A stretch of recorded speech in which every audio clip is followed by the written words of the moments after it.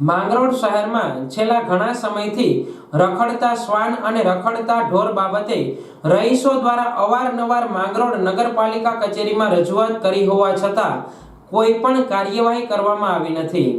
માંગરોળ શહેરમાં રખડતા શ્વાનનો ત્રાસ વધતો જાય છે અને આજે 3 થી 4 લોકોને રખડતા શ્વાને બચકા ભર્યા છે।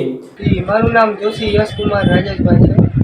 હું રાજમોતી મોલમાં રાત્રિના 11 વાગે ગાડી કાઢવા ગયેલો, મારી નોકરી પૂરી થઈ ત્યારબાદ ઘરે જવા માટે, અને તેવામાં અચાનક વાળેથી કૂતરી આવીને તે મને કરડી ગઈ, અને કૂતરી કરડી ગઈ પછી બીજા દિવસે મારે તે સારવાર અર્થે મારે 7 થી 8 ઇન્જેક્શન લેવા માટે સરકારી દવાખાનામાં માંગરોળ સરકારી દવાખાનામાં જવાનું થયું, જેથી લોકોને ભારે મુશ્કેલીનો સામનો કરવો પડે છે।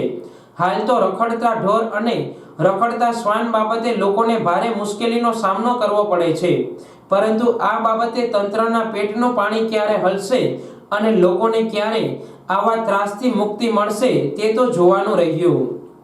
મામલતદાર ઓફિસે જતો તો ઉપરની નામ કમી કરવા, અને બાજુમાંથી દરવાજા આવ્યો તો રોડમાંથી પૂછવું છોટી ગયું, પછી ગયો ઉપરને ઝેરોક્ષ કરાવવા તો સાહેબનું બંધ હતી, પછી ગયો દવાખાને પાટાપેટી કરાવ્યા, રજીસ્ટ્રેશન મારી। તમારું નામ બોલજો। અમરસિંહ મનજી સાવડા।